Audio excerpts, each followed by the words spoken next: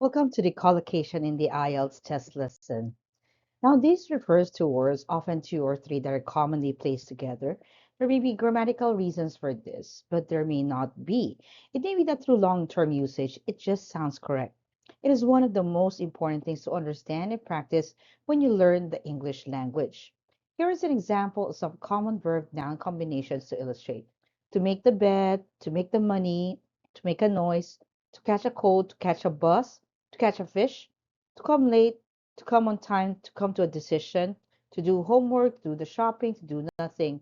You can say do the bed, as these words do not collocate together. Now, why are they important for IELTS? The examiner will be judging you on this. For example, here's what the IELTS exam public band descriptors say for an IELTS Band 7 for lexis or vocabulary. Uses less common lexical items with some awareness of style and collocation. Now, so to achieve Band 7 this criteria, not only do you need to be using some less common words, you also need to show to some extent that you know what other words these less common words are usually used with. However, this is important for any band. If you have a broad grasp of them, you will have a negative impact on your writing and your speaking. Now, how do I learn them? They're not something you can really sit down and say, okay, I'm going to learn collocations today. The important thing is that when you learn a new word, you learn what words are commonly used in combination with it. This is a common approach in English language course books. Let's take a simple example. Let's say you're fairly new to English and you're learning the word to have. You may be presented with these phrases in your course book to help you learn the word have lunch, have a bath, have a rest, have a meeting, have a haircut, have a good time, have a relationship, have a holiday, have a sympathy.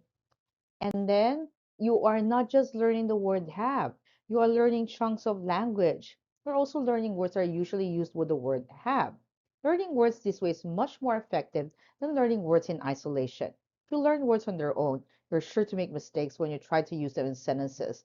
Here are some more complex examples using the word interest to show the types of collocation you may find for a word.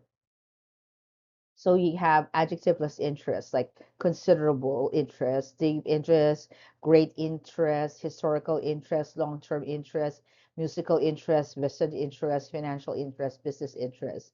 So you can say has a vested interest in the future of the business. I have varied musical interests. I like jazz, pop, classical, and reggae. Adverb plus interest, you can say greatly interested, deeply interested, particularly interested, really interested, very interested, quite interested. Example, he's deeply interested in religion. I'm very interested in studying abroad. You can also have noun plus interest, like interest rate, interest payment, interest charge, interest group.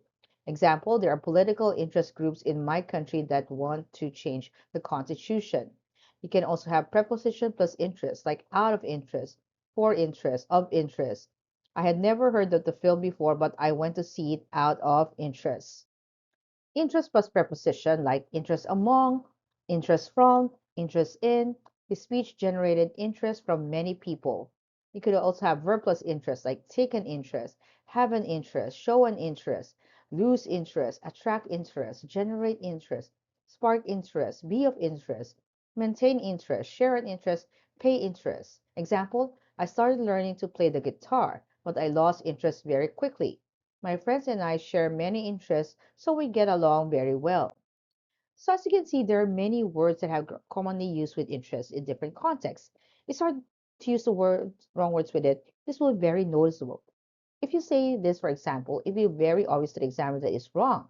I'm completely interested on modern art. Completely does not collocate with interest in this sentence, nor does it. It could instead be said like this. I'm particularly interested in modern art. Someone using these sense like this constantly, of course, would achieve a high band score for the Lexis because they are demonstrating a good understanding of which words should go together. Another way to improve your knowledge of what words collocate in reading is reading. The more you read, the more you will notice which words commonly go together.